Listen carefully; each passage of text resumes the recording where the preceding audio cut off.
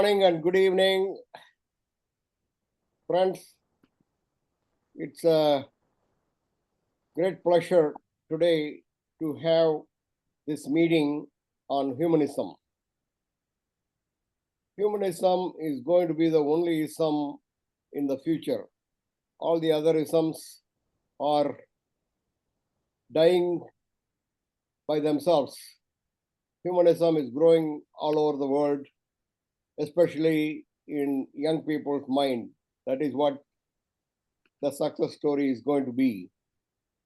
We have a great speaker today of international repute. His father was a great man, and Sanal followed his footsteps and has done enormous work on humanism around the world, conducting international conferences and publishing several articles and magazines and books. Today we will honor a man, many people call him father of secular humanism in the United States. Rajini, can I have Professor Paul Kurt's picture, please? Professor Paul Kurtz was a professor in the State University of Buffalo, New York. He single-handedly conducted several international conferences and published several books. He was motivational in bringing the scientific people in art. Rajini, can you put Paul Kurt's picture, please? Yeah, sure. 1 minute. And brought the big magician Randy to the forefront to expose all the supernatural phenomena and all the magic tricks that people tried to trick the common man. He was instrumental in bringing the movement of secular humanism, not only in the United States, but also around the world. From a one-room operation in Amherst, New York, he built a magnificent building with a great library and video and conferences in Amherst, New York, the Center for Free Inquiry. His philosophy was inclusive, to have scientific mind, use the wisdom that we have to be logical and lead a very happy life. He coined this phrase, eupraxosophy, that means wisdom and live with logic. This was started in 1930s in Kansas, but he revived that, and he was always positive in bringing the influence of several people and brought speakers from all over the world to the United States for spreading humanism. Today, Sanal Edamaruku will talk on humanism and the practical aspects of how each one of us can practice it to bring the young people into the scientific arena with a human touch. That's what humanism is. I request now Sanal to give his speech. Thank you, Sanal. He lives in Finland, and he has organized an international conference that's going to happen on May 23rd, 24th, 25th on a cruise in from Finland to Sweden. We will talk about that. Whoever can join, please come. Sanal, the floor is yours. Please come. Thank you.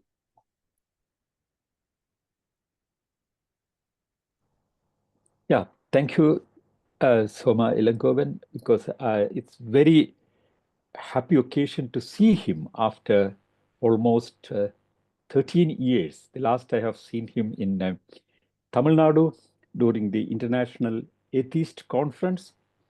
And we have been meeting many times in India and keeping such a wonderful relationship. And I'm very glad that he's organizing this way of communicating across internet to reach out people. And this is a wonderful way of reaching out in the modern times. And coming to the topic of humanism. one of the finest questions that anybody would ask is, what exactly is humanism? A lot of people started using the term humanism without even understanding what exactly it is. It looks fine, it looks very good, it looks very prestigious to be a humanist. So many people, without even understanding what is humanism, started using humanism. For example, one of the notorious godmen of India, Satya Sai Baba, has a book about him. It says that Satya Sai Baba, the humanist.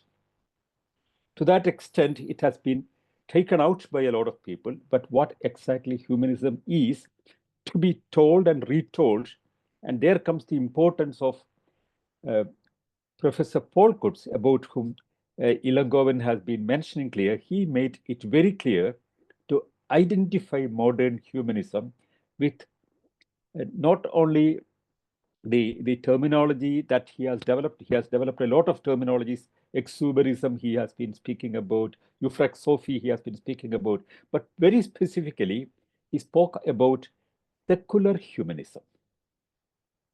That was a pivotal moment that humanism got clearly identified with what exactly it means. To come to that, let's come to the fundamental difference between humanism and any kind of other ism per se. For example, we have political philosophies, we have economic philosophies, we have social philosophies, but everything in the past has been based on some kind of a dogma, some kind of a divine origin of things, some kind of an imaginative structure behind that, some kind of a pre-decided principle behind that. Humanism replaced the whole thing with one new idea, that everything that we understand as human centric is what is humanism. Against, for example, uh, any kind of religion, if you take, it's divine centric. It's nothing to do with human beings. It's about mythological stories. It's kind of an idea about some kind of a divinity. Starting from Hinduism or Sanatan Dharma or even Buddhism or Christianity or Islam, any religion if you take, these all are divine centric. The idea is there is something which is divine, something is very, very uh, powerful above us, and that decides everything. And everything that we do is for that divinity. From there has been a big shift when humanism came as a modern philosophy. Humanism has two stages. One we know as the after Renaissance, we call a certain period of architecture and art and culture as humanism. But modern day humanism means something more than that. It's a new philosophy, it's a new worldview where things are human centric. It's for people, it's for the humans here. Everything that we do, everything what we practice, everything that we do in our life are for the welfare of the human beings. And our approach to anything would begin with our understanding about the welfare of the human being here and now. That's a big difference. There are people all around the world who spoke about humanism. I mean, starting from 1940s, this terminology became more and more popular. Two people, Aldous Huxley and Japan Prague, developed this term humanism as an alternative to any kind of religious worldview. And perhaps this was again got corrupted because in United States, you know that there is a group namely religious humanists.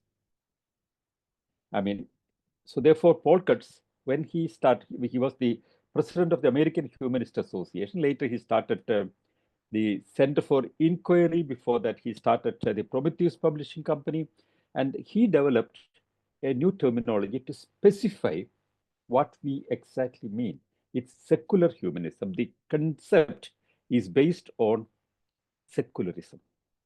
That is division of our polity, our value system, and our education against religion. It's separated from religion. Our polity is separated from religion. Our value system is separated from religion, and our moral values are separated from religion. Everything is based on a humane attitude. For example, let's come to the Indian understanding about the whole society being divided into several castes and hierarchical positions. If you take that into Indian context, a humanist attitude will have a new value system that understands everybody as an equal person, no matter what kind of economic background you are coming from, no matter what kind of racial background you are coming from, no matter what kind of caste you are coming from, no matter what kind of profession you have, no matter what gender you belong to, no matter which area you come from, we all are humans. Our value system is understanding the dignity of all humans. That was the key of the new understanding. So in India, the terminology is more popular as rationalism. I mean, if one goes into the classical definition of humanism, the Oxford Language Dictionary very clearly says that humanism is a rationalist outlook or system of thought attaching prime importance to humans rather divine or supernatural matters.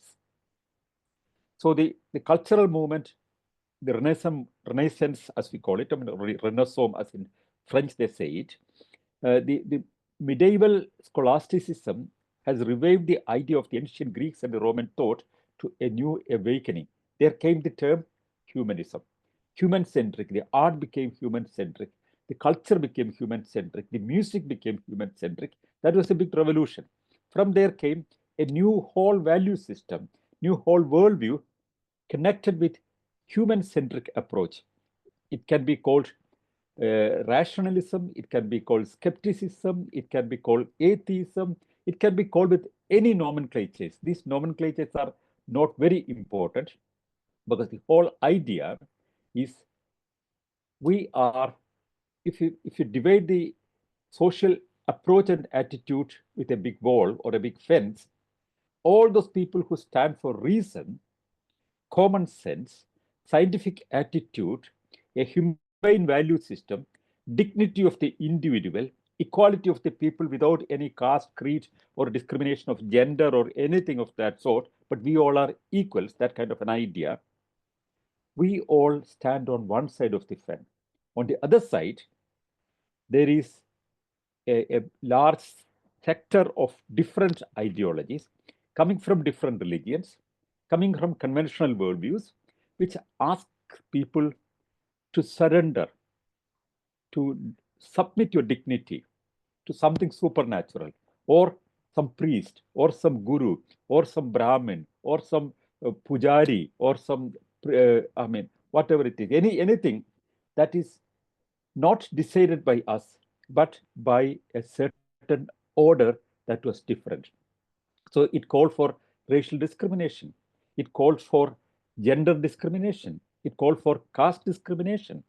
So on the other side of the fence, we have people with dignity of the individual, where supernatural is no more important, but we think about here and now, today and this moment, how can we make our lives better with mutual respect, with the scientific attitude and scientific knowledge as the tool to understand things, not any debate books. This kind of a new worldview started spreading all around the world. As Ilangovan has rightly said at the beginning, this attitude, this approach, this worldview, which we call broadly humanism or rationalism or scientific worldview, whatever it is, this is spreading all around the world very, very fast. I live in Finland. Why I went to Finland is another story that I would discuss sometime, some other time. But in Finland, for example, more than 80% of the population do not practice any religion. They do not believe in any kind of a God. They practice a lifestyle which is conducive to dignity of the individual. That's the same case with the neighboring country Sweden or Norway or Denmark or Iceland. And if you go to Japan or to Switzerland, many countries in Europe, the majority of the people have left traditional religion. They adopted a new worldview and based on scientific attitude, and they are leaving religion en bloc. The last 50 years, you have seen a dramatic change in the entire Europe. You know the case of United States also. There is the Christian um, evangelical groups are very active there, but all the same, there is a large population in United States which are out of the influence of religion. And their number in the next 50 years is going to surpass the total number of the believing people. They are human beings who consider this life important, not some other life or some other divine forces which are controlling their life. They want to live today and address our problems with the scientific tools that we have, not with any dogma that is provided by the religion or society or community or whatever it is. Look at Canada. More than 55% of the population are out of religion already. And if you take India, even, I mean, most of us are coming from India. Many people think that India is a very religious state. But if you see the figures, things are very different actually. Back in 1995, this every 10 years, there is a survey about belief system in different countries. And this survey, which is uh, done in many countries, I mean, it generally understands that, I mean, the whole trend in the whole world is going towards non-belief.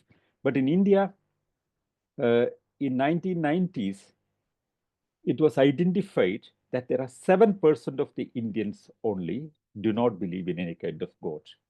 Means 93% of the Indian population are believing in some kind of God. That was the report.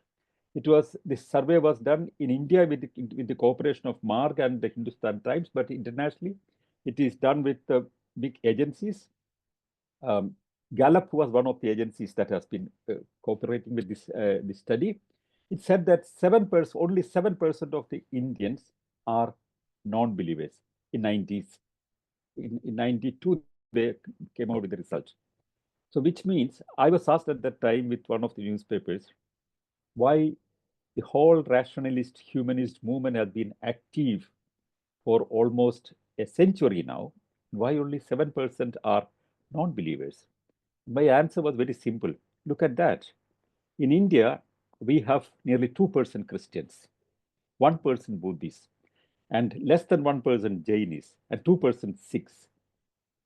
You combine the whole of these communities, that still would not come 7%. And the non-believers or atheists who declare themselves non-believers or not practicing any religion are more than the combined population of the Christians and Buddhists and the Jainis and Sikhs together. It's not a small thing. And considering India's population, it's a substantial number of people who are on the side of non-belief. Coming to India again, 10 years later, in 2002, the report came that the number of non-believers have grown up to 11%. Now, 2022, the projected figure is 27% of the Indian population do not practice any kind of religion. The only difference is the people who do not practice any religion are not organized. They're scattered. They're private individuals, except in states like Tamil Nadu or some other South Indian states. The non-believing community are individual humanists, individual non-believers. They do not actually get organized because they find it comfortable to leave religion, not practicing religion, but do not come to an organized movement. That may not be necessary also. It's always convenient to have a good movement to encourage the whole thing, but even if without a movement or an organization, the number is so encouraging. But if you take the global situation, everywhere in the world, everywhere in the developed world, the non-believing community or humanists or secular humanists or rationalists or whatever we could call it, their number is increasing and increasing. In the whole Baltic countries, in Estonia, Latvia, Lithuania, everywhere, more than 70% of the population are non-believers. In Britain, they have already crossed more than 50%. So this is a very fast-growing worldview, which is surpassing thousands of years of history and moving towards a more reasonable, reliable worldview based on scientific attitude. But imagine after 50 years, with all projections now show the global population of non-believers would be more than 50%. That is the present, projection. But that doesn't mean that religion is going to vanish by that time. In two areas, religion is still very powerful. We have to have very clear understanding. One is Latin America. The other part is deep Africa. In Africa, for example, there are not traditional religions very active. They have animism as the major religion. Wherever there were conversions to Christianity or Islam, those religions were adopted, but majority of the Africans are still believing in ancestral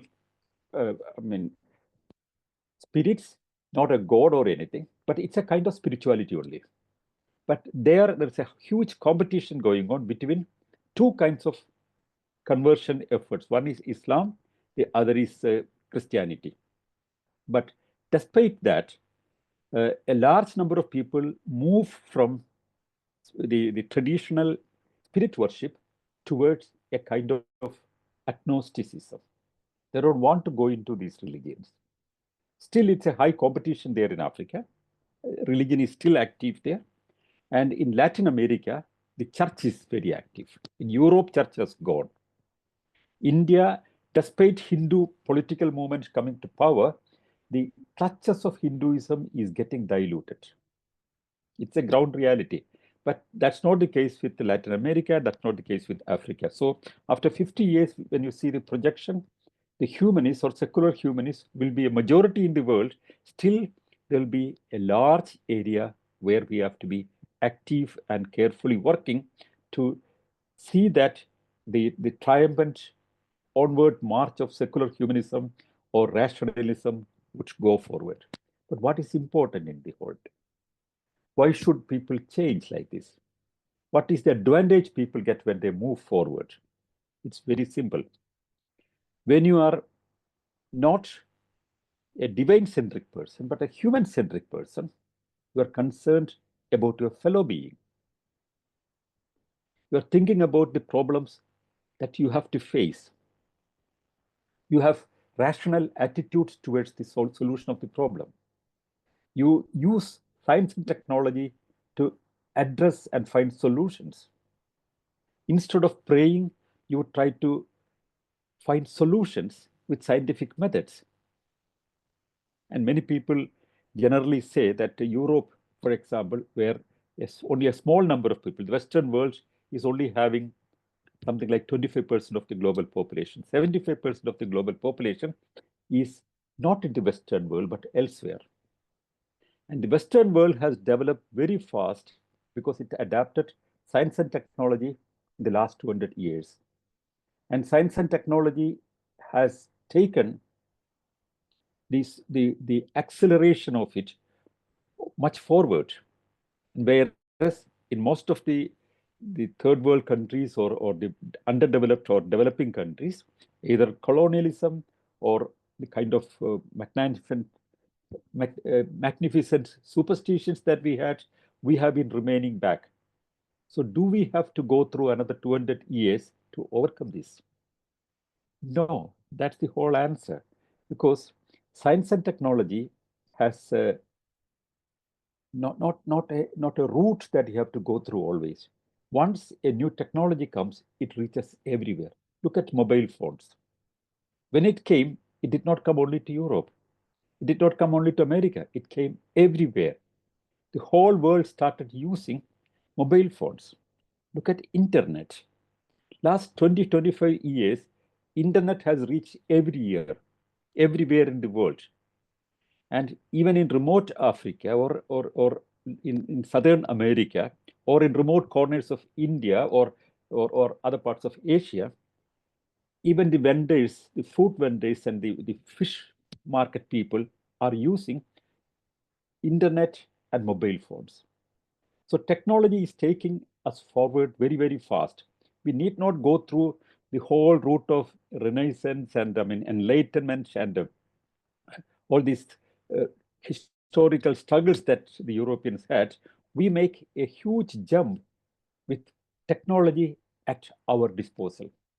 That's going to help the speed of things very, very fast. I'm very confident that the, the new technology or our access to knowledge at our fingertips, that's going to change everything. Now, knowledge is no more the, the holy thing of some people. It's available for everybody. For thousands of years, wisdom and knowledge and language were under the control of some privileged people. In India, the whole knowledge, some people wanted to keep in Sanskrit, whatever they thought knowledge. In Europe, it was in Latin. In ancient times, it was Greek language. That was the language of the scholars. Now, translations became easier. Any language you can access with a tip of a fingerprint, a finger, and you can get information at your disposal. But all the same, all this information can be misguiding also because sometimes there's a lot of information and there is a lot of misinformation also. The kind of superstitions, the kind of blind beliefs, and everything is also getting the same speed of communication to reach people. That is where the modern humanist or rationalist movement has to be very, very careful to rectify the gigantic campaigns that are coming from non-science or superstition or blind faith with the new technology to be cleared. So our efforts are more easy. It's easier now at one side, but on the other side, it's more responsible now because the speed of things are enormous and we have to respond very fast. And that is one of the reasons that we should have an international cooperation, not only to to work as an organization, but to address issues and problems. And whenever there is an information to be passed over to any other part of the world, it should be easier for us to reach out. And whenever misinformation is in circulation, we should be able to reach out. Because earlier, if we have been thinking about one small area, now anybody who has wisdom can think about the whole world. So the world is, becoming shorter and shorter, smaller and smaller, so that we all can reach the world now. And therefore, our responsibilities and the challenges are equally important. Despite the whole progress that we achieve, despite the technological advancement we have, the fruits of technology is not reaching everywhere. It's being misused sometimes also. And a lot of people can be misguided because they don't understand technology. Therefore, the scientific know-how, the technological know-how, or the know-how about what is what is to be reaching people also. So the responsibility of the humanists or the rationalists or atheists or whatever name, I don't really feel uncomfortable with any of the terms that we use because as I always feel, the whole people who call themselves humanists or secular humanists or rationalists or atheists or skeptics or free thinkers, we all are at the same side. Ingersoll called himself a free thinker. Thomas Paine identified himself as a deist. And many other people, Bertrand Russell called himself a rationalist. Paul Kurtz called himself a secular humanist. But what are they exactly? If you look at the whole thing, they all are secular humanists. They all rationalists because they all stand on the side of science, common sense, responsibility to our fellow beings here and now. And they all stood against superstition. They all stood against unscientific attitude. They all stood against any kind of discrimination. They stood against any kind of value system that divides people, that make hierarchical structures, because every individual, every human being on this earth are equal. We there cannot be any ideology, there cannot be any worldview that can divide people. This primary understanding that focuses on the dignity of the human being, the dignity of the human being, and our care for fellow human being. That's the key of humanism. And I think I would end here because it would be better to have an interactive session where we can discuss questions and ask questions and answer. Then we will go further with it. Thank you very much. Thank you very much. Thank you very much, Sanal, for a very exuberant, that's what Paul Kurtz says, exuberant message. It is important that we realize all those people who have given thousands of dollars, rupees, whatever it is, gold, diamond, everything to Tirupati or any other place, if they had helped one other individual to go to school, college, and see them grow up, then they will realize what true happiness is. Do you think the stage has come for humanists to play a voluntary role in helping other human beings come to realize, helping an individual, like the greatest humanist Periyar said, forget God, think of man. If each one helps one other individual to come up in life, help in a situation where they need help, this kind of practical humanism, you think it has a future in the world?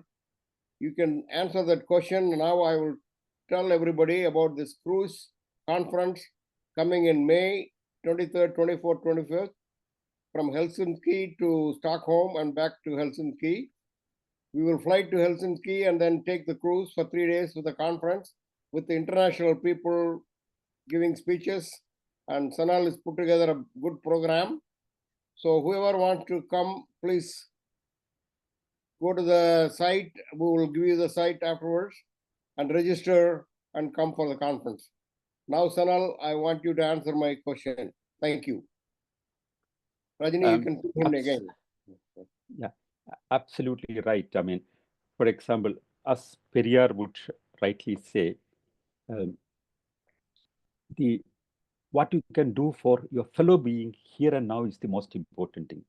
If you are thinking about the idols and statues and the murtis everywhere, and if you want to please them and give all your wealth and capacities and energies and your whatever you can to this, I mean, irresponsive, I mean, idols, you don't get anything. Rather, money will be accumulated in some Tirupati or Shabarimala or all these kind of places. But imagine, the not only that the money is simply wasted there, but it's not only money. The kind of submissive mindset that is created by that is also very important. Whatever is important is getting our fellow beings coming out of the situations. What they want is education. There can be any deprivation for education. If people want to do things, they need economic support, and the state should be able to provide them investing money. Or if people want to work, they should be able to work. And whatever they earn, they should be able to use for themselves. It looks very simple, but it's much more than that. When you don't give money to Tirupati or going to or a temple or any other place, not only not losing your money, but it's keeping your dignity important. You are not surrendering yourself to anything that is not real. You are not living in fear. You are living with dignity, with the full power for yourself. That's the whole idea that we have. It's human centric, therefore. It cannot be divine centric because divinity is baseless, it's non existing. Thank you. Thank you very much. Anybody who wants to ask a question, please go ahead and ask. And I will ask one more question. This conference you are having on May 23rd, 24th, 25th, can you speak a little more about that, please? Yeah, certainly. I mean, yeah, this is this is a conference which we started doing in Europe from 2016. Every year there is a conference, but 4 years back we decided to take it to a new level. That all these people, when people come to an international conference, what happens normally is there are speakers coming and giving lectures, and then some people are listening, and there is no interaction. There is no communication between the people there. So we decided to take it on a cruise where 2, 3 days we all are in a cruise. One floor is booked completely for us, where the speakers and other participants, they all are in the cruise, spending all the time together. Everyone has their own little cabin. It's a fine like a hotel room. You have a cabin with a fine clean bed and a little attached toilet and television and everything. But there is common space. People are always out, and there is fine restaurants and a lot of entertainments. But a lot of time we have sessions in a conference room in the ship. Rest of the time we are eating together, we are talking together, we are communicating together, and a kind of bondage uh, that is, I mean, practically it's a kind of not only a bond but a kind of tying togetherness. I mean, tying together atmosphere will come that you cannot escape from that. 3 days you are together. So my experience in last conference is that everybody made new friends. Everyone wrote to me that this was a great experience which we normally never get from a normal conference on a meeting place, because here you are seeing panoramic views at one side. It's good weather, and you are together talking, eating, and I mean discussing, and it's a wonderful experience. There'll be a lot of entertainments there. There are evenings, there are music and dances going on during the day. We are seeing the sites. We have conference sessions. We have dinners together. It's a wonderful experience, and we select the maximum number of people to go in a cruise like this, because it cannot be too unhandy. So normally it's limited to something like 100 people. When it reaches 100 people, we close it, because we cannot hold more than 100 people, because then it would be like a deliverance of lecture and receiving. Here we are talking with each other. Everybody is a friend of everybody, and once you attend a conference, international dignitaries are participating. This year, David Orenstein is coming. I mean, last year we had Grayling was there. All these fine people. I mean, we have international delegates coming from United States, from Britain, from Ireland, from Finland, from Sweden.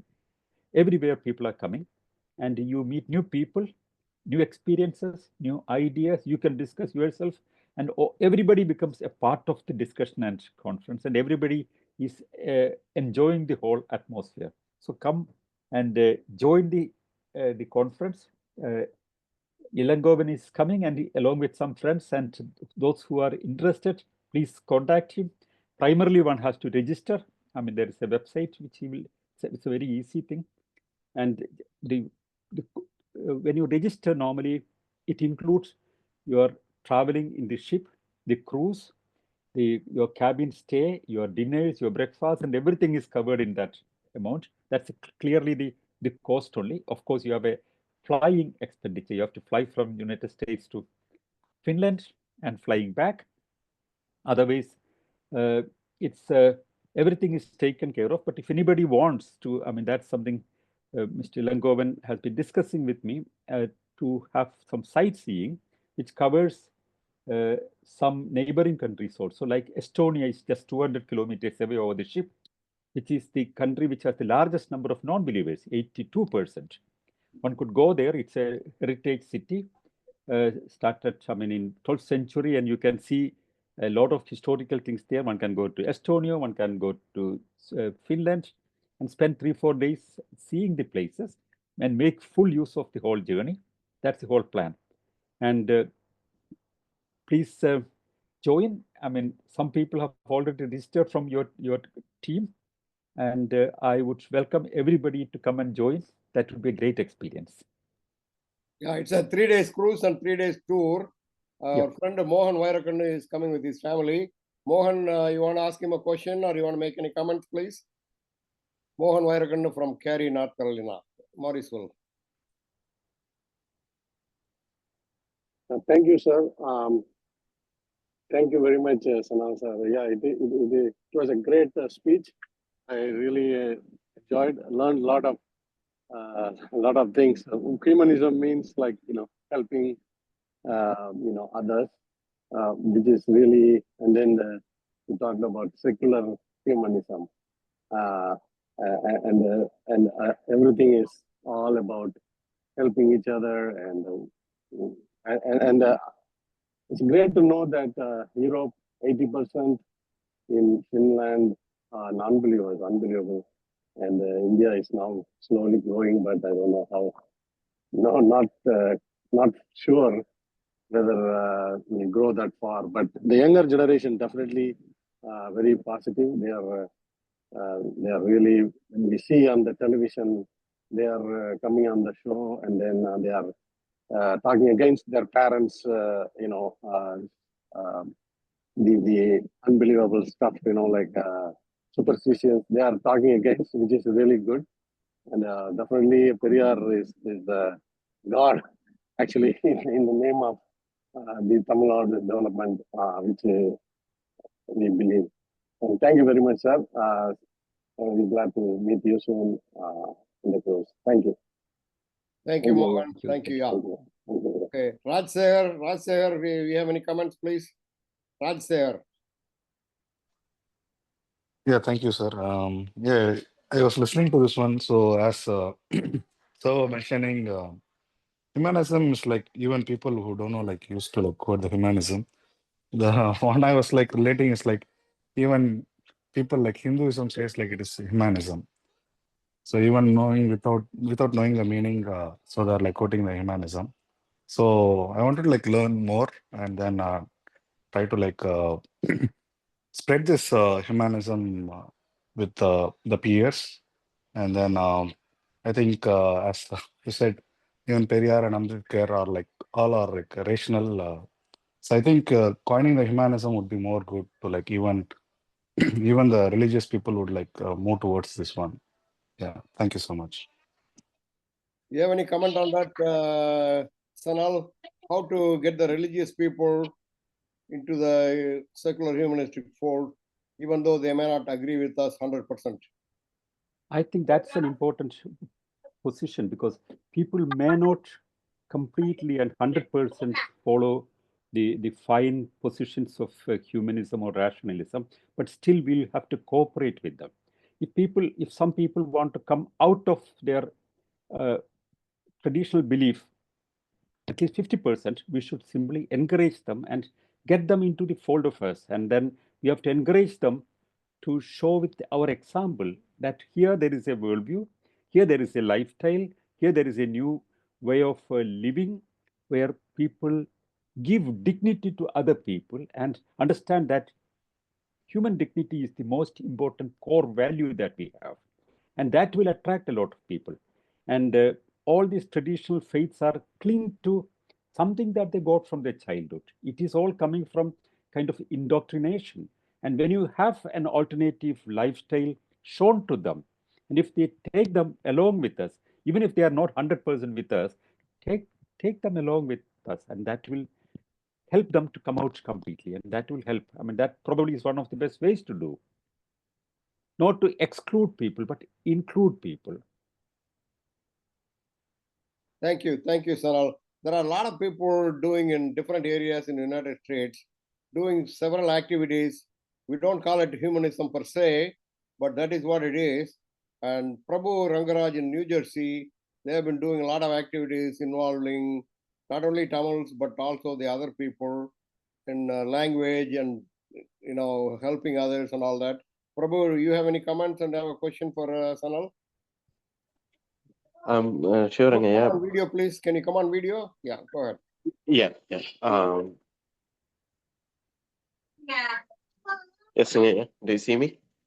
Yeah, go ahead. Yeah.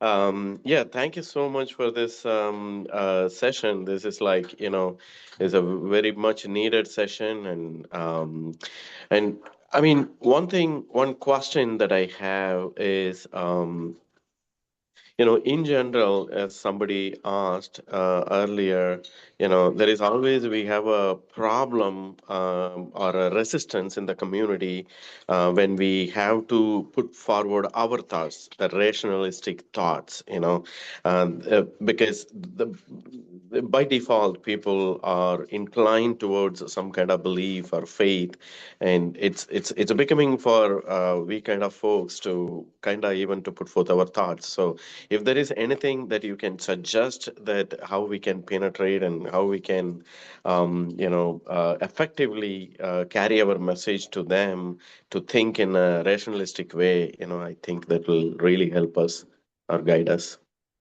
Thank you so much again for the wonderful That's a session. very important question and very interesting issue that we have to address also, because there is a resistance, as you rightly said, because people are indoctrinated from their childhood. They have been told something.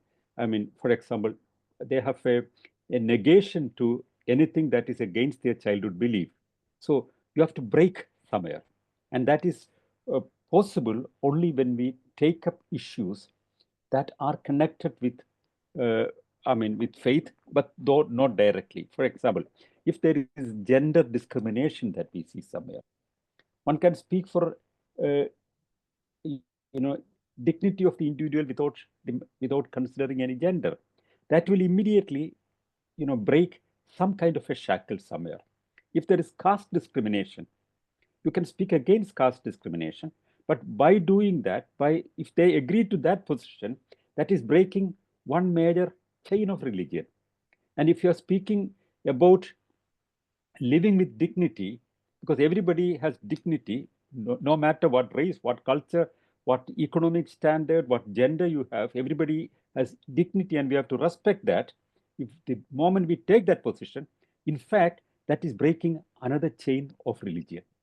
When we speak about, you know dignity of the individual and take one by one issue based, not speaking about God and religion every time, but it breaks without them noticing the influence of religion is connected with a lot of inhuman value system based on discrimination, based on a lot of forced suppression. And when you help people to come out of any kind of suppression, any kind of oppression, in a way that's helping them to come out from something that has been indoctrinated in their childhood. And once they enter the highway of free thought, or once they enter into the high thought, or on the highway of free thinking and rational thought or humanistic mindset, then you cannot stop the speed. You have to keep the acceleration, and they will certainly go to new destinations that they never earlier thought. One need not, we need not just preach, uh, I mean, non-belief always, but without that also we can encourage people to break their chains. Once they break chains, it cannot stop. It will go forward. Thank you, Sanal. Excellent. Exactly the point. More than my aggressive approach in trying to convert people, my life partner, Dr. Saro Ilangovan, has done a passive work by example, getting over these superstitious, useless practices. She has done a yeoman work in converting the women folks in the United States. A lot of them have really started thinking about how stupid they have been in practicing all those superstitious things, and they are thinking back how they should change. I would like her to make some comments and ask you a question. Saro. Thank you, Dr. Sanal, for a beautiful, thoughtful, thought-provoking, eye-opening lecture on humanism. And I'm sure, yeah, the humanism was used by religious people also to attract more devotees. So that's what is happening in the media also now. They do pujas on the internet. They keep on getting more and more money to spread their kind of thing. Now our problem is how to reach out to people who are willing to cross the fence. So I totally agree with your inclusiveness. So people used to call me for pujas. I say I don't practice pujas. So, but I still keep in touch with them, and they also keep in touch with me and watch me what I gather by being a humanist, or I don't actually say I can say I am an agnostic person, because I was religious when I was growing up. Nobody forced me. I just observed and brought that into my life.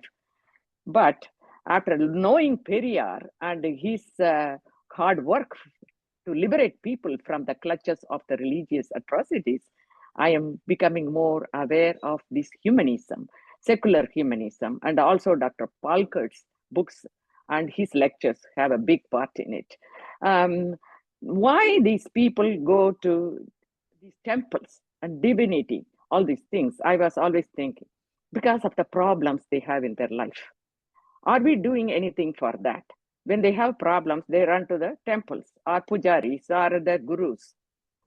How to intervene them? How to bring them to focus on their problems, and then how to get help right now? So that's my deep thinking. So one thing is we can read books, and there are psychologists, there is meditation, all these things. So I feel like if in the exchange of temples, can we open centers to hear these people? Just come open either by phone or in person. We have to open centers to hear them out. We cannot give money or anything. At least we can give our knowledge of handling these problems instead of paying money to some gurus. And so that's my idea. Keep on getting in my head.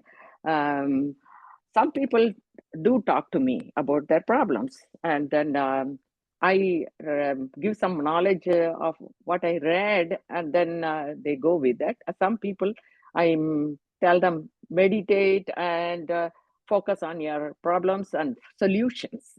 So that one, they really like it. So like that, we have to do more of regional work, so we can really help them what they need. Is there anything happening like that in Finland? How these people are almost 70% are towards humanism. What do they practice? I would like to know if you can answer. Yeah, that's the answer is in the question itself. I mean, the one good example, let's start from Periyar's example. Periyar had two different sides. One is he very aggressively and very clearly told his position. Kadavul illai, kadavul illai, kadavul illave illai. There is no God at all, he said. But on the other side, he did not remain there. He was not telling just a negative connotation of things, but rather on the other side, he said about equality of man and woman.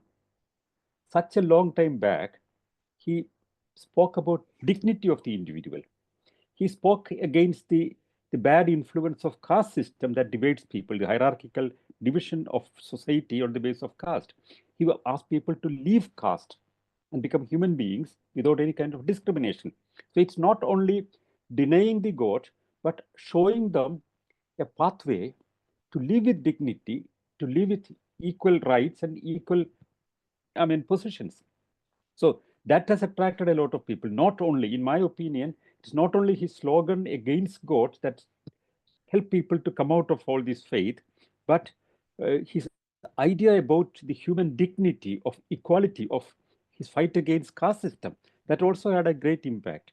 And similarly, in the modern context, that you have rightly asked, what, for example, what the religion is now giving, when there is no faith. In Britain, even the archbishops don't believe in Christ or God, but still many people remain in the church because it's a kind of a kind of a relief to some people, because they have to go somewhere. They have to tell their problems to somebody. It's like a telephone conversation where you tell your problems to somebody who there is nobody on the other side, but still you make your phone call and tell your problems. Yeah, you get a relief. And there is no God at the other side, but still you go to a confession and speak to the priest thinking that God is listening to it. Or you go to a temple and you close your eyes and pray to a statue, and you think that you are relieving your pain and problems to that deity. Every faith has this kind of a thing, that you are relieving your pain, you are seeking something, your worries are to be told to somebody. But whereas if you see the gurus that came, the holy men of India, I mean the big exploitation structure everywhere, most of them try to replace this position. There is no God who is listening to you or answering to you, but here is a guru who would answer you. You can tell the problems. As a representative of the God, he would tell the problem. In Christianity also, the priest represents the God and tells people as a representative of the God. This is a kind of a structure that would maintain your continuity in the faith, though you may not actually believe in a God. Here in Scandinavia, what they did is, people live very long here because the life expectancy is very high here because of clean air. Finland has world's best air and best water, and it's absolutely non-polluted, non-corrupt country. I mean, you have to come and see it. It's a very different world. Here, when you feel loneliness, there are 3-4 different organizations here, but everybody has a kind of a phone answering session. There is one person dedicated listening to you. People can telephone. If you have a problem, most of the time, when you have a problem, the solution is not to be told by other people. The solution is perhaps inherent in it. You need to tell to somebody. The answer will emerge from it by itself. That's how it is working. So you need somebody to listen to your problems. There are people sitting and listening to your problems. You can just call some numbers. Tell that you have an emotional crisis. You have a conflict with your daughter or son. You have a conflict with your spouse, or you have some emotional stress. There is somebody listening and then trying to give a rational solution for it. Sometimes helping them to find themselves the solution. But that somebody is there to listen to you, a human being who understands you, who is caring for you, is an important thing that helps a lot of people. So we call it a kind of in Finland, this kind of a system that has been developed after the Second World War, that they call themselves as a point to reach. You can reach out. You don't have to go to a prayer house. You can just call somebody. And there is a person listening to you, addressing your problems and telling you the practical solution. These persons are equipped and educated to address such problems. That has, I heard a lot of stories that has helped a lot of people to find some kind of a happiness and solace and relief, and they feel comfortable, and they don't have to go for prayer. They can just talk to a person who is hearing.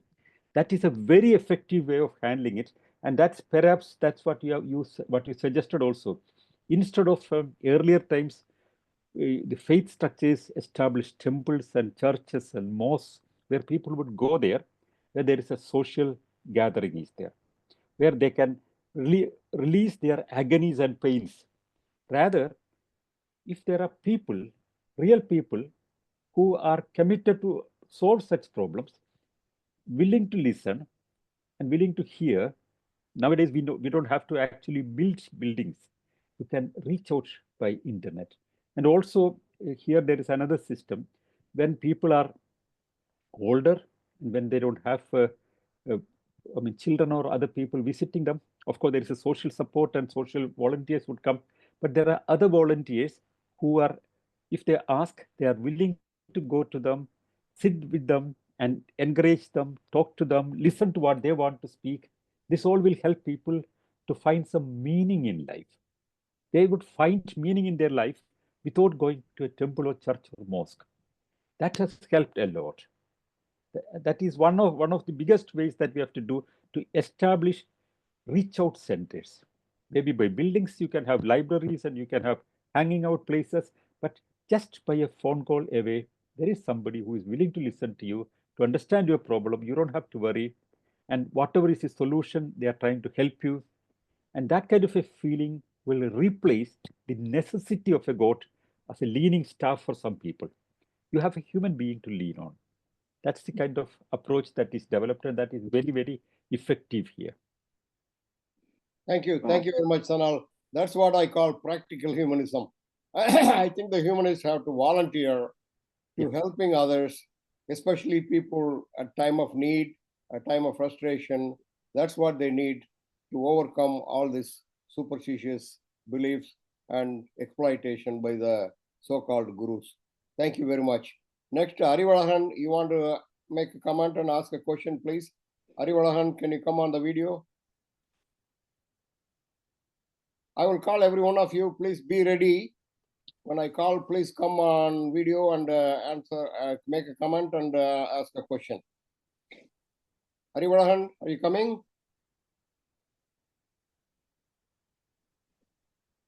Who is Pragati?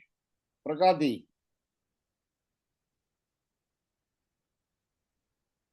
Sorry, just I woke up. Arivalahan, yeah, go ahead. I'm so sorry. I am in bed actually, listening. Just woke up and joined the call late. So Okay, go ahead. Ask the question. I'm on video now. You want to ask a question or no? I'm just listening through it, so Okay. understand. So All I- right. much Very good. good. Okay, Pragati. Hello. Yeah, Hi. thank you so much for your Can you come on this video? Can you opportunity. come on video? If you can come on video, please come. Otherwise, go ahead. Yeah. Yeah, thank you so much for this Zoom meeting. I learned so many things from this video.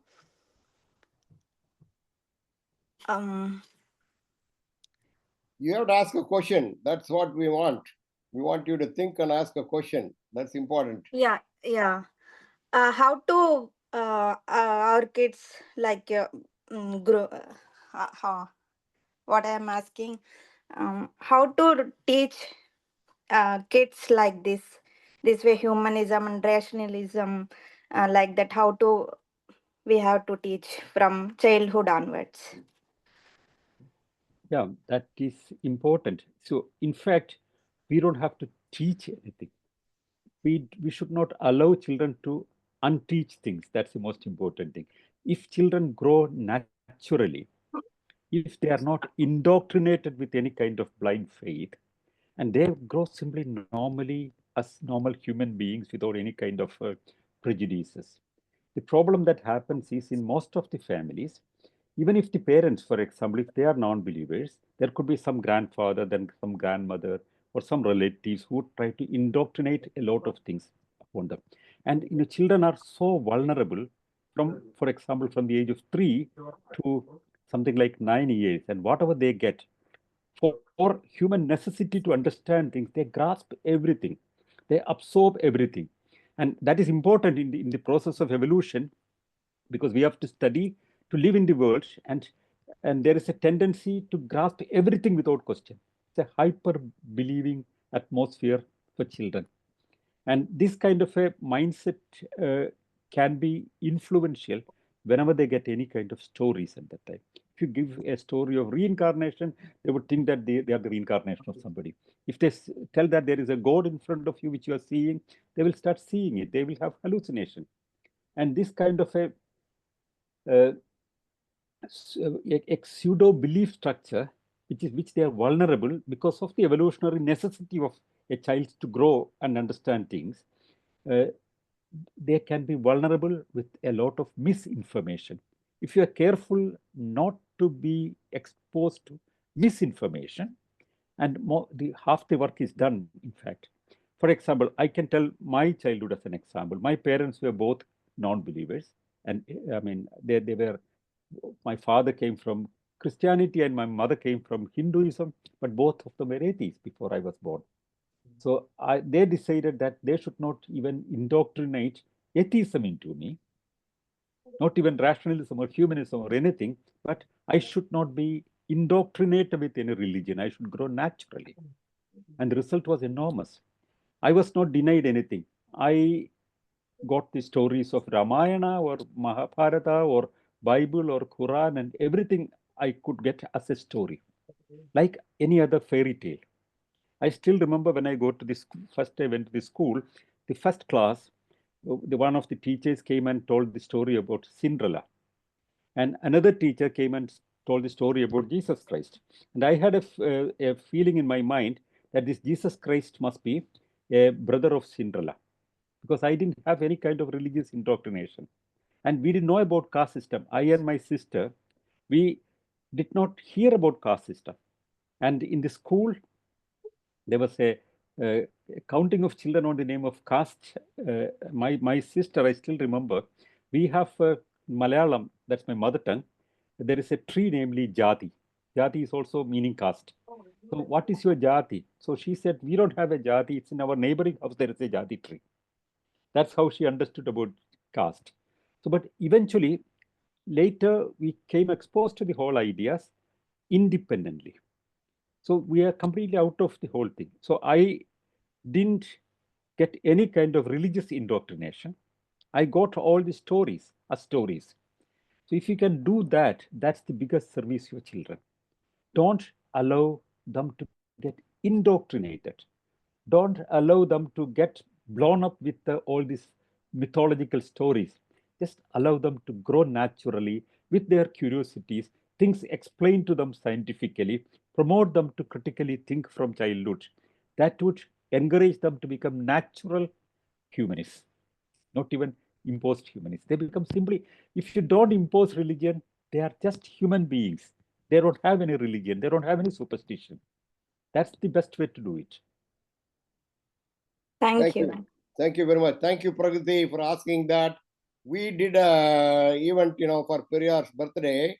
The kids, we gave the topic, and they drew really beautiful drawings on the topics of equality, social justice, and we were amazed how much they have absorbed and showed in their drawings. And our dear friend Vijay Sandalingam organized those competitions, and I would like him to ask you a question and make his comment. Vijay from Chicago. Thank you. Yeah, Sanal, that was a good, very much awesome speech. I listened to that. Some of the point I noted. Maybe in future we can connect a lot and work together. Thank you so much. The children, you won't believe, Pragati, they did such good drawings with understanding of the concept of equality, of social justice. So the children, they know what is good, what is bad, what is real, what is not real. Now you can't go and tell anybody heaven and hell. How many people will believe hell and heaven? That's how the system evolves. So they know naturally until we indoctrinate them with all the old ideas. That is where the problem comes. Thank you. Next, Rama. Okay, we have a few minutes and a few more questions. Rama, can you come and ask a question? And Divya next. Madhi, I will call you whenever you are ready. You guys can come and make a comment and questions.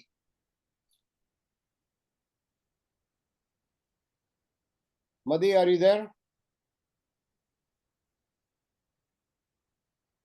I think Prashant Chaudhary has raised his hand. Okay, whoever didn't ask, this is your chance now. We are going to finish in a few minutes. Prashant Chaudhary, yeah, go ahead. Yes, sir. Good morning, everyone. Thank you, Sanal, for the presentation. I've been following you since the church controversy happened back in Mumbai. That was the water leakage thing which happened in Bombay long time back. Yes. So you are an inspirational figure. I've been atheist for a long time. I'm ex-Hindu. But I was never a real kind of believer going to a temple, because my father was more like into scientific thinking. But the problem is that we can get rid of like God belief and everything, but the baggage still remains. You can be atheist, but you are still misogynist. I see a lot of people in America. America atheism is pretty, like, it's not taboo or anything. It's like 20, maybe 10%, or some people say even 20%. But even in the atheist circle, there are a lot of misogynist people. There are a lot of people who hate. For example, right now, the hate against trans people is very, very high in America. And many of the people who are supporting that are actually atheists. So how do we overcome? Because the focus is not on humanism. I mean, they are atheists, but they are still aligned with the far right here in America. And they are harming the society, even though they are atheists. So there's a lot of undercurrent within the atheist community in America. it is divided into these far right supporters, and the other side is obviously liberal, and they make fun of them, saying that, oh, they are wokist. There is a lot of hate going against wokeism right now. Anytime you're talking about humanism or love for people or equality, DEI, they spread hate against you and make fun of you and say, oh, he's wokist, he's woke. They're preaching wokeism. So unfortunately, just being atheist is just one question about God, right? Like, I don't believe in God or anything. But all the other questions still stay unanswered. Like, are you a kind person? Are you a humanist? Are you nice to everyone? Do you believe in feminism? All those things. Casteism, for example, in India, I have no atheists who are like, oh, I'm ex-Hindu, but they're still casteist. They will still, if they're Brahmin origin, they will, oh yeah, Brahmins are the best, and castes justify the Varna-based caste system. So that baggage never goes away, Sanal, unfortunately, even though you're atheist. So even if someone might be a God believer, but if they are soft-hearted, they are humanist, maybe they are Christian or Hindu or Muslim, whatever, I find more common with them rather than atheists who are spreading hate against parts of the humanity they don't like. What is your point of view on that, Sanal? Thank you. Primarily, it's good that you raised the question of wokeism.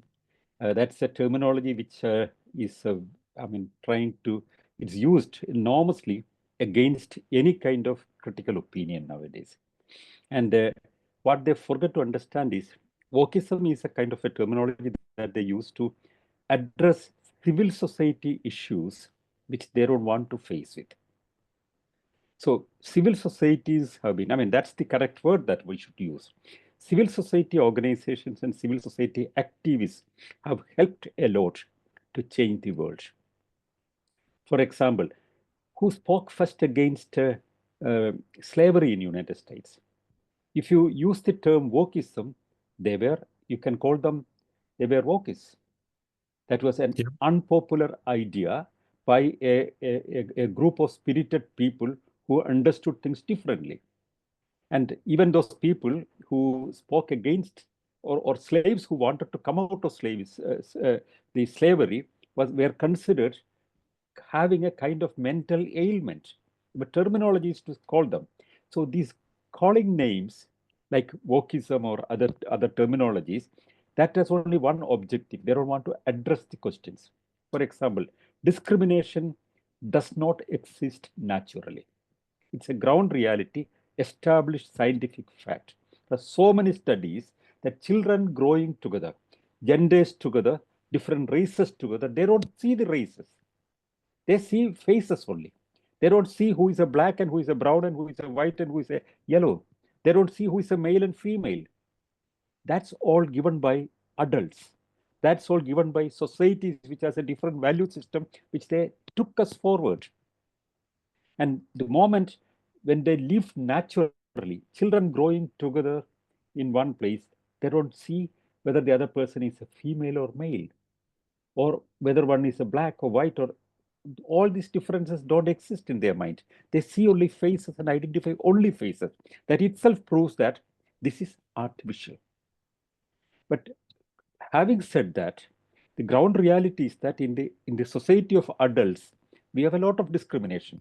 We have gender discrimination, as you rightly said, more precisely, patriarchy and misogyny is taken as normal by many people. In societies like India, of course, there is patriarchy and misogyny, but even in developed countries, you can see many people still having the feeling carried from somewhere from the past that men are more privileged people, or certain races are privileged people.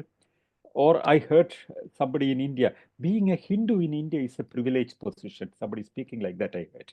So these kind of ideas are coming from kind of supremacy feeling that was inculcated into the mindset of people later with the very special interests, and any kind of challenge against any kind of oppression, whether it is gender oppression or caste oppression or religious oppression or any kind of faith-based oppression, and any kind of movement against that. For example, scientific know-how, for example, if somebody knows science and somebody does not know science, there's a it's like a person having some wealth with him and somebody not having wealth with him. But can you discriminate people who do not understand science? But rather, can you communicate with them? Can you get them understand things?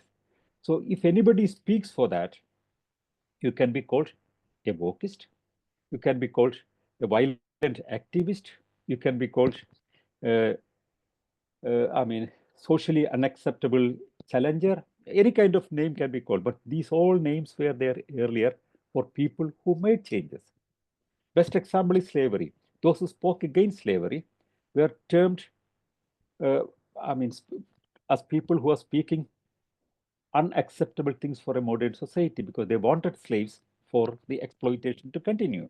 Now, for a long time in India, those people who spoke against caste system, they try to explain that caste is natural, discriminations are normal, and hierarchy is there in the society everywhere. They have all their explanations. But those people who spoke against that, they faced all this criticism. They were called making negative questions, negative issues, but they changed the society. So therefore, no matter what names are called, for example, if somebody is asking for clean air, somebody is asking for less pollution, if somebody is asking for more sustainable social change, or sustainable scientific development, or science for common people, all these people can be called wokies. Or gender discrimination. If genders are to be seen only in the eyes of the traditional faith, man and woman only. I mean, there are wide spectrum of genders. We all know it, Dave. But most of the world, it's accepted. But even in United States, that's going to be changed now. It's only two genders anymore existing there.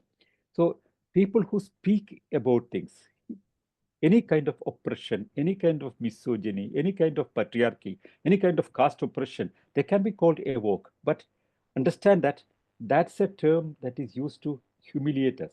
The answer is we are not wokies, but we are social change agents, and we are transformers, and we are civil society. And without civil society, you cannot have any change. You will remain in the dustbin of the past always. Civil society, social changes, and transformers, reformists, they change the world, and they have to do it without considering about any kind of bad names called upon them, because we are changing the world and we have to do it despite whatever is told. Thank you. Thank you very much, Thank Sanal. you, Sanal. Thank you. Sarah, you want to say something? Yeah, thank you for all the answers. Very, very nice. I have one question. How do in Finland started that telephone reach out program? Yeah, I tell you, I mean, it started with the Second World War. During the World War, Finland was in great trouble. It was a very poor country because in the war, it lost almost everything. A lot of people died and there was hunger everywhere. Now, Finland is a very prosperous country, but in 1944, after the war, there was hunger everywhere. One of the problems where their children were not going to school because they had to work. There it started. So first of all, then the Finnish leaders decided one small thing, that children should be given full nutritious food in the school. And that should be an attraction because there was poverty and hunger in the home. So children were attracted to the schools by giving they spend a lot of money on good food in the school. That was the number one thing. Then children were starting from very, very mundane primary things. Then children were encouraged to take a packet of food if they want to their home, aimed at their parents. In fact, their dignity was not challenged. If they like the food, take one pack for home, one or two packs for home. So the homes were given free food in a way so that there is no hunger. That is number one. But in the school, they started scientific education. Science and technology is the only solution, was the idea. There was no religion in the school, absolutely no religion in the school. They separated. Religions are not stopped. They have full freedom to do whatever they want.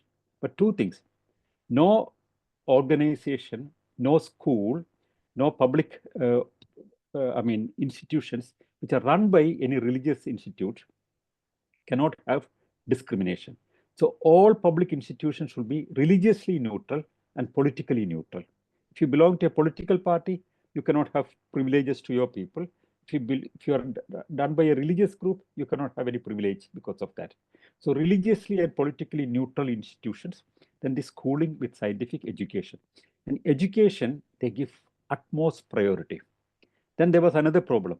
Finland was a country with the largest number of suicide in the world. Because of the life was longer and there was a lot of problems and a lot of people ended their life. So they started addressing this problem. And what they tried to give to people is to hear their problems, to hear their distress. There should be some kind of a solution. So a lot of voluntary organizations were encouraged at that time to listen to people, address their mental questions. And even if you feel, if you're somebody of some relative of you dies, you are in a stress. You have a right to get a psychologist support. It's your right. If you feel depressed, you have a right to get a holiday and get a support. So this was taken up by the three organizations here. One is WAPA Ayatollah, which is Free Thinkers Union. There's a skeptic organization, and there is a humanist organization. But all of them work together. They jointly decided that this is our responsibility. People are getting distress, and then many of them turn to the churches and all. Then they decided, come on, we have to make a solution. If you just preach something, it's not enough. We have to find a solution by ourselves. At that time, there was no telephones popular. People used to visit people. If you have a problem, you can write a letter. Then somebody will visit you. Retired people will visit you, or some young volunteers will visit you, tell you stories and listen to you, and encourage you to see life positively. And you feel immediately that you have somebody. There may not be a family member, but there is somebody. You can just write a letter. Next week, somebody will visit you, and then a person of your liking will come and talk to you regularly. So this kept on developing. Still, there was a problem that people were by birth, they were taken into their religion. If you're born to an evangelical Lutheran family, you were an evangelical Lutheran because the churches were not allowed to take any money. They cannot collect money. No church can collect any money. Nor political parties can collect money. So the churches will give some services. For that, the church members have to pay 2% tax, but they cannot collect it. State would collect and give to them. But if you leave the church, you don't have to pay that. Then, so a lot of people still remain in the church. Then they encourage people to come out of the church. All these services that the church is now trying to give, not a religious service, they try to give a funeral. They try to give children's, holiday homes. So everything was done parallelly. Like there's a youth camp by the church. So there is a parallel youth camp by the free thinkers, which is known as Prometheus camps.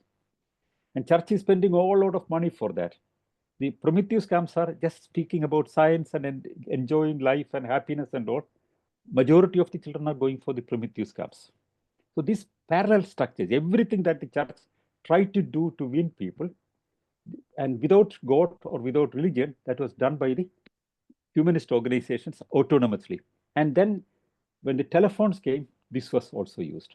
Now you can call people, you get support, people will visit you, you get immediately a friend from the phone, nobody feel isolated. Nobody's, one major slogan is, nobody stands alone. You have somebody there. That's a human being, not a god. Thank you. That's Thank what. you. Thank you very Thank- much, Sanal. thank you. The whole world needs that. The volunteer services are very much needed. Rajini, thank you very much for helping with all the technology stuff. It's your turn now. You can ask a question and comment, please. Yeah. Hi. Thank you for the opportunity. I have a question. Like, see, we have in the faithful system, like people celebrate like a lot of they have a lot of celebrations to make. So and also there is an economical backing on that. So people tend to celebrate and use that as an opportunity to meet everyone. But when we are non-believers, like when we don't have that kind of mainstream activities or something like that. So we get together as a small group and talk about these things. But how to get this really into a mainstream to make people like uh, like an event that doesn't have any religious elements in that. How do we get to that place? Yeah, it's an important question. I'll tell you two examples of South India as well as Scandinavia, both successfully done. I come with one example from here. The Santa Claus, the symbol of Christmas for many people, was a Finnish legend originally. In Lapland, the farther north of Finland, there was a popular legend there that there was an old man there whose name is Juhupukku. Juhupukku is an old man there. All the year he is making small gifts for children. He is wearing a black coat, reverse, and a goat cap. And during winter, he will come in a small cart and give all good children some gifts. All bad children, he will give black coal. That was the old tradition. So 1,000 years back, Christianity came here much later, 1,000 years back only. And when Christianity came, they took this idea and Santa Claus was created. Santa Claus till 19th century had a black coat because Finnish Juhupukku's cloth. And I think 1935, Coca-Cola used Santa Claus as a mascot and this red cloth was given. Now Santa Claus is the symbol of Christmas in all of Scandinavia. In Finland, though it's a country of non-believers, what we call generally Christmas is celebrated here very well, but nobody knows that it's a story connected with Jesus Christ. For people, it's winter solstice because sun is becoming smaller and smaller. The nights are getting smaller and smaller, and one point sun start becoming. It becomes longer. In a northern country, that makes a huge difference. Days were shorter and shorter, then the days become bigger from the solstice time. This was the fundamental reason for this celebration before even the emergence of Christianity. The Romans celebrated this as a festival. The sun worshippers in the Mitra religion used this as a symbol. When this was adopted, taken into Christianity in the 4th century, they used this old festival and they hijacked this festival. Similarly, what happened in Northern Europe is this festival, which was taken by Christianity, is taken back from Christianity. Everybody celebrates winter solstice and they call it Christmas, but nobody knows that it has a story connected with Jesus Christ. There is no Jesus Christ. There is no little child as shown in many other, for example, in United States or anywhere. So it's celebrated as a festival of Santa Claus and winter solstice. Similarly, there is another festival, not only this festival. On summer, there is a time when the daylight is longer and longer and sun never sets. Around end of June, there is a midsummer day. That's again another big festival. So winter solstice and summer solstice are non-religious festivals of the people. Everybody celebrates it. If it was taken by religion, you recapture that. You don't shy away from that, but you give a new explanation for the whole thing, how it originally started. We tell people, and that's taken. In fact, this was told by Ingersoll in United States in 1800s. He preached this idea. He said, Christmas is not Christian. It has been a pre-Christian festival, which was taken by Christianity officially by the Emperor Constantine in 368 or something like that. And they said, there is no biblical mentioning about this date of Jesus Christ's birth, but this was a festival which was celebrated earlier. So this was a festival of the people of changing season. We capture it back. And we capture it back and celebrate it, a festival of life. Because sun is a symbol of life. Darkness was going and the sun is coming. So this idea was taken later by all of Scandinavia and that's celebrated everywhere. So we have two major festivals, summer solstice and winter solstice. One is Midsummer Day, the other is the festival of winter. Both are big festivals there. So all festivals, there is another festival, one good example, May 1st. Everywhere in the world, May 1st is Labor Workers' Day. Here it is Students' Day.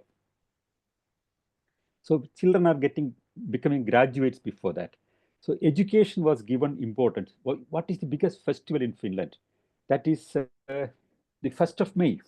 1st of May, there is everybody who was a school graduate would wear a graduation cap, old and small. They all come to the street. They dance in the whole night in the open park, and they enjoy and celebrate education. Celebration of education. It's a great festival. At the biggest point of the celebration is on the second day, there is a statue in the city, two naked girls. I mean, that's an old statue. Two students will climb up on a crane and put graduation caps, symbol of education, on the head of these two statues. And everybody claps and dance and all. That's a big festival. So there is no religious festival. So those people want to celebrate its religious festival can do it, but for majority, it's the students' festival, it's the summer solstice, it's the winter solstice. These are the festivals. I take another example of southern India. One good example is Onam in Kerala. Onam was originally connected with a mythology that the Dravidian king Maveli was pressed down to the earth because he was having a justiciable rule, and the gods did not like it, and Vamana was sent and he was pushed down. But this was reversed in Kerala. Long back, when the traders were coming, this was the summer festival. The spring flowers were coming, and to encourage the traders coming, because Kerala was a big center of trading. So they made this as a festival of flowers. There was no god. If there is anything connected with mythology, that was the Asura king Maveli coming back and welcoming him. That was the other tradition. So the tradition is it's a festival of flowers, festival of good feast, and festival of harvest. Look at Pongal in Tamil Nadu. Pongal is a harvest festival. So should we leave Pongal to believers, or should we recapture Pongal as a people's festival of celebration of happiness and harvest? So that's an approach that has more value, because people want some kind of celebration. We cannot leave all these celebrations to religion because simply they have taken it away from us. We have to recapture these festivals and give secular credentials to it and allow people to celebrate it without religion. That's the best way to do it, and that is very successful. Thank you, Sanal. We should Thank you, promote the sir. Thanks, non-religious Pongal, Thanksgiving, all those functions. There are a lot of functions all over the world, non-religious and secular. We have to promote those things. Thank you very much. Anybody want to comment? And we are going to come to a conclusion. If anybody wants to say anything, please do. Otherwise, thank you all for coming. Thanks for the support from Ilamaran and Rajni. I really appreciate your time, Sanal. We are looking forward to coming to the cruise and listening to all the speakers. And thank you very much. It's your final words from you, and then we will say thank you. Go ahead. Thank you. Sana, I just want to add, if you can address the situation in India, if it's going to improve or not. I know you have been out of India, but how do you see the future? If you can address that as part of your closing, that will be great. Thank you. Thank you, everyone. Thank you, Sana. Yeah. First of all, I am only physically away from India. I'm constantly in touch with India. I'm having regular meetings with all my colleagues and all. I mean, having Zoom and all this Clubhouse and all the communication channels are open, and I'm regularly in communication. Perhaps there is more communication than earlier thanks to technology. So number two, the Indian situation, how it is going, we all know. But I always think that there is solution. Nothing will go always dark. I mean, things will change. Things has to change, and world has to progress. And then we all have to work together to make it better. In any kind of, pressing situation that comes for some time in the history can be defeated and it can be overcome, because world cannot go backward for a long time. That is very clearly, I am very optimistic about the future of India. And despite very bad situations in many parts of the world. I mean, though there are very encouraging situations, of course, we know that. I mean, many parts are going through very hard times also, but things have to change, and eventually things will change. I'm very sure that these kind of gatherings and meetings have much more an impact than we generally think, because we all are connected with a lot of people. Every time when we talk, when we communicate each other, it's not only reaching these 20 people or 25 people that we're talking, but it's reaching further another 50 or 100 people from each person. So that's how things multiply, and these kind of meetings have very deep influence in transforming society or influencing opinions, and that's something very important. And thank you very much for organizing such a meeting, and I really look forward to welcoming you all in Finland in May. Thank you very much. Thanks for all the participants. This will go on a YouTube, and you can all look at it and forward it to your friends. Thank you very much. Appreciate all you participating. Humanism will be the only ism. That is my strong belief. Time will tell. Thank you all very much. Appreciate that.